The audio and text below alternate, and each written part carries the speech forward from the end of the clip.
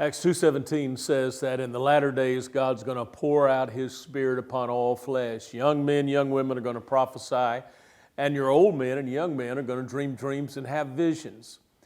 The Acts 2:17 initiative is an initiative where grassroots Tennessee Baptists together get in the presence of God, and we ask a simple question: God, what is your preferable future?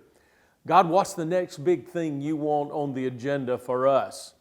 You see, I believe with all of my heart that whether it's a great awakening or a great ministry initiative, it always begins with one or two or three people that are hungry to see God work in an incredible kind of way. You go back over our history, and that's exactly what has happened. One of the oldest churches in the state of Tennessee happens to be the last church I pastored before working in the work I'm doing now. First Baptist Church of Sevierville, after the Civil War, a dark time in American history, a hard time in American life, came out of that war with a vision to start churches all over Sevier County. They called it Arms Around Sevier County. And today there are churches in existence that were started out of that initiative. In recent history, if you're driving down I-40 coming through Cookeville, you'll see a large white cross on the south side of the interstate. That cross is on the property of the River Church. The River Church started a little more than 2 decades ago, and that small band of people had a vision to start a church every year. And do you know what? Over the last 20 years, they've started 20 churches, 17 of which are still in existence. You look at the great ministries that have been started, whether it's Carson Newman University, Union, the Tennessee Baptist Adult Homes, our children's homes. They all started when a few people saw an opportunity that had to be seized, a need that had to be met, or a dream that had to be realized. You look at Baptist Healthcare in Memphis. Over 100 years ago, a few people from the Shelby County Baptist Association said we need to start a healthcare ministry that would be the hands and the heart of Jesus Christ in our community. Now, 100 years later, that hospital system stretches from Jonesboro, Arkansas to Jackson, Mississippi, with over 20,000 healthcare professionals involved in their ministry. But what about today? What needs are there to meet? What opportunities are there to seize? What dreams are there to realize? Now, I know some of you that are in the fourth quarter of your life are wondering, why in the world should I be dreaming about the future? Well, a few months ago, I asked for pastors and others across the state to send me pictures of their children and grandchildren. Because as we look at their faces, they are the reason that we want to know what God's preferable future is for Tennessee Baptist. We are planting trees that those in the future are going to enjoy the shade of. We may not be here to see what it will be 30 years from now, but those kids will. Ryan Keaton, the Next Gen Ministry Specialist here with the Tennessee Baptist Mission Board, is going to help us realize what the future will look like for our children and our grandchildren. Thank you for being a part of this process. Time is a precious resource that moves forward. We can look back to see where we've been.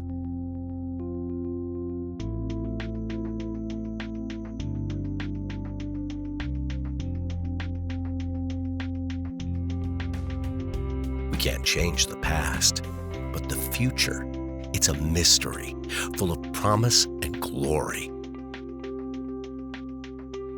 God, give us the courage, the willingness to capture dreams and receive a vision of the things yet to come.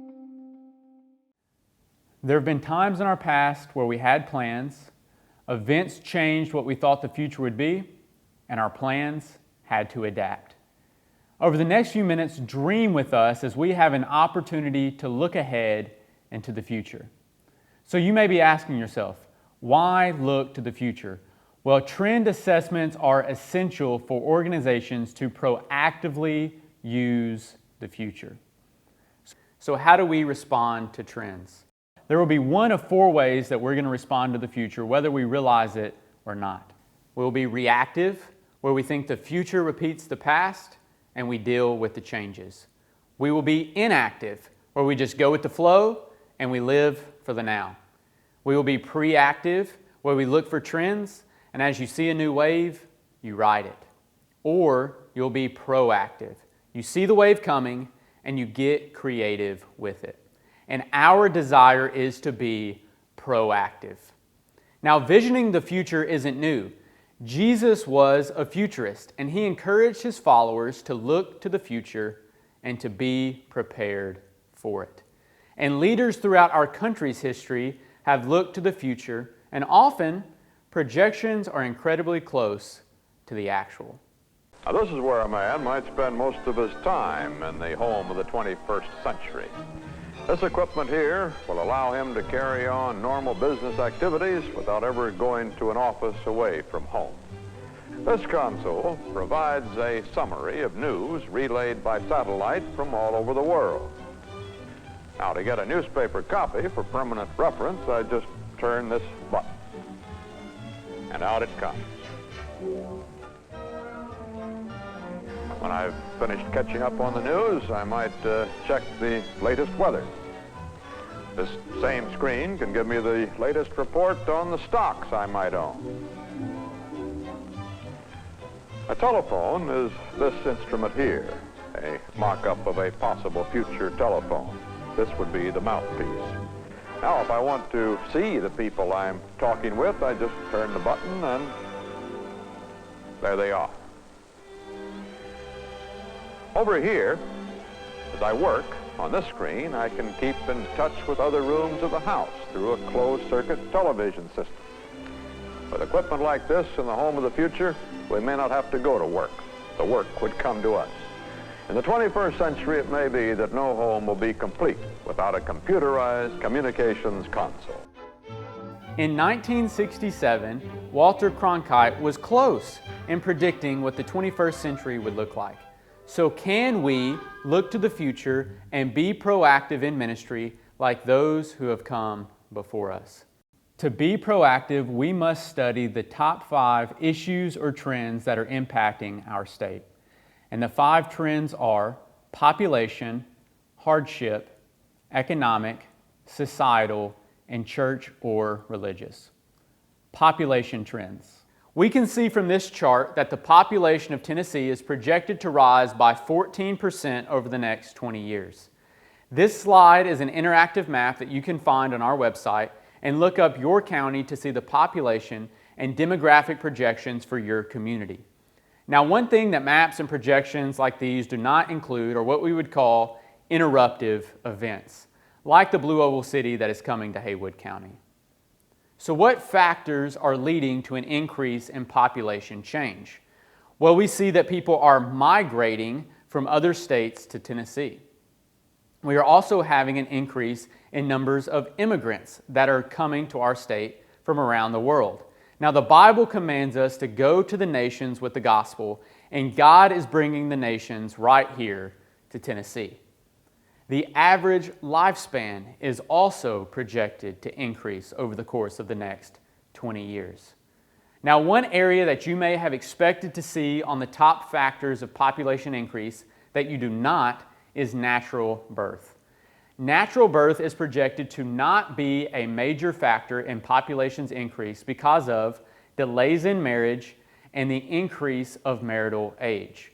The average age for marriage is 30 years old in the United States. And because of this delay in marriage, families are waiting longer to have children. With this decrease in natural birth, by 2030, immigration is projected to surpass natural birth and become the leading driver of population growth in the United States. This tells us that our population is growing more ethnically diverse. On this chart, you can see how ethnic minorities are on the rise and have increasingly narrowed the gap over the course of the last 20 years.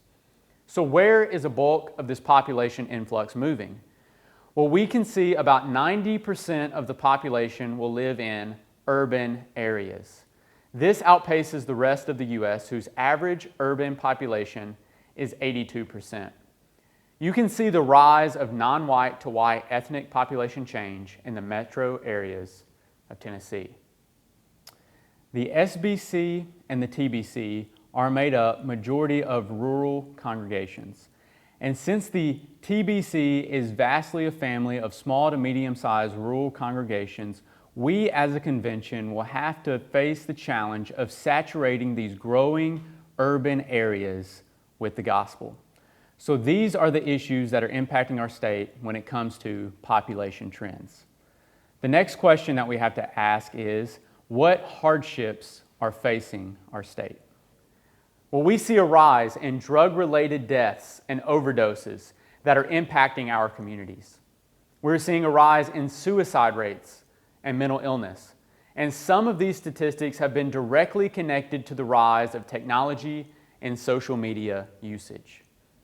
Other hardships facing our state is inflation and its effect on our aging population and those on fixed income. And this issue of inflation magnifies the increasing gap in affordable housing, especially in urban areas. So what economic trends do we need to be aware of? Well, it is expected that new technologies and automation could displace 20 million manufacturing jobs by 2030. You probably experience this trend when you go to Walmart and use the self-checkout line. It is projected there will continue to be a rise in people working remotely from home. With advancements in technology, people could be more isolated from the world outside as the need to leave their homes will continue to decrease. With the advancements of virtual reality, Oculus goggles, and Web 4.0, people will have the opportunity to work, play, shop, and even worship, all from the confines of their home. The number of farming and agricultural jobs in the U.S. continue to decline, as it is projected that large farms will stay as smaller farms are selling or shutting down.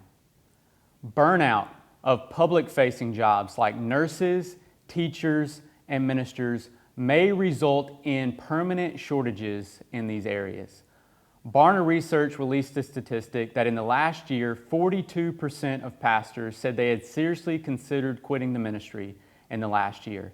This statistic is dramatically impacting our churches right here in Tennessee. There are also societal issues that we need to consider. Retirees are projected to travel more and to be more active. And by 2030, 1/5 of the U.S. population will be of retirement age. This projection dramatically impacts the way churches will and should approach their senior adult ministries in the future. The way that our population approaches their identities is changing, as individuals are self-identifying as mixed race and even non-binary. Households are changing, as the household sizes have sharply declined over the past century. And with the household sizes decreasing, we see a projected increase in single-person households, as the number is predicted to outpace the U.S. average at 14% of Tennessee homes that could be single-person households. Traditional family households are decreasing, as blended families and families headed by grandparents are increasing. There is a rising distrust in institutions that impact government and organized religions. Tennessee Baptist churches will have to find ways to bridge the gap between the perceptions of their congregations and those who are unchurched in their communities. Studies point to a desire by many for diversity and flexibility in all areas of their lives. So a question that churches are going to have to answer is, am I going to be diverse and flexible in the way that I execute my ministries? What church trends do we need to consider? By 2070, Christians are projected to be in the minority in the United States. We see this decline reflected in statistics given in 2020. In 2020, 64% of Americans identified as Christians, while 30% identified as having no religious affiliation or nones. Depending on the rate of Christians switching to nones, by 2070, as many as 52% of Americans may consider themselves as having no religious affiliation. These projections are predicted to continue to rise unless there is an intervening move of God. This slide shows the rise of the nones over the last decade and a half across our country. We see in almost every state those professing no religious affiliation are becoming the fastest growing group. These statistics are impacting the growth status of our churches right here in Tennessee.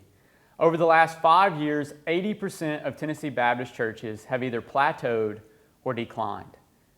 Other religious observations that are worth noting are that most Americans believe religious liberty is declining in the United States.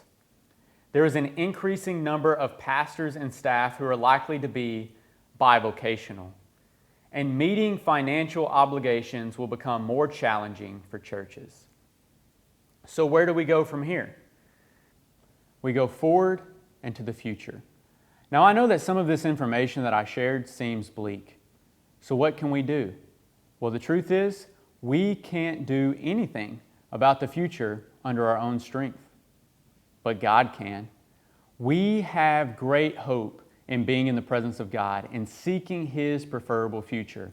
And we know that if God is for us, then anything is possible. God has placed us here for this time and for this purpose. And may we seek Him in ways during this season that future generations can stand on the shoulders of our faithfulness. God forbid that we find ourselves in the shoes of mighty Samson going out to face his enemy, unaware that the presence of God had left him.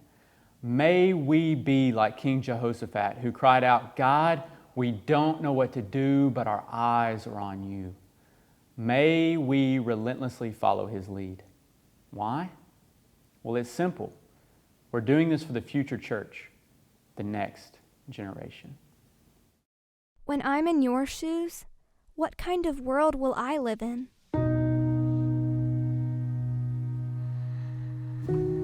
Will I find a church that will tell me about Jesus? Will they understand my struggles? Will there be hope in the next crisis, pandemic, or war? Will I be able to afford a house? Will my church look like my school and neighborhood friends?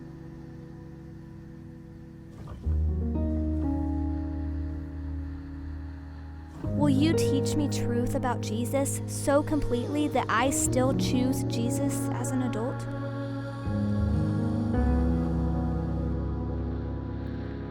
Will you find me and help me if I lose my way? When you're celebrating with the angels, what kind of world will you leave behind? What kind of church will you leave for me? Will I find my place in the story? Will you just leave this place without thinking about me? Life will be different in 2055.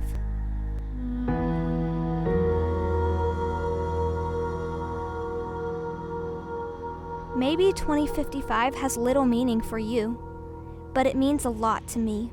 The church is the last and greatest hope of the world.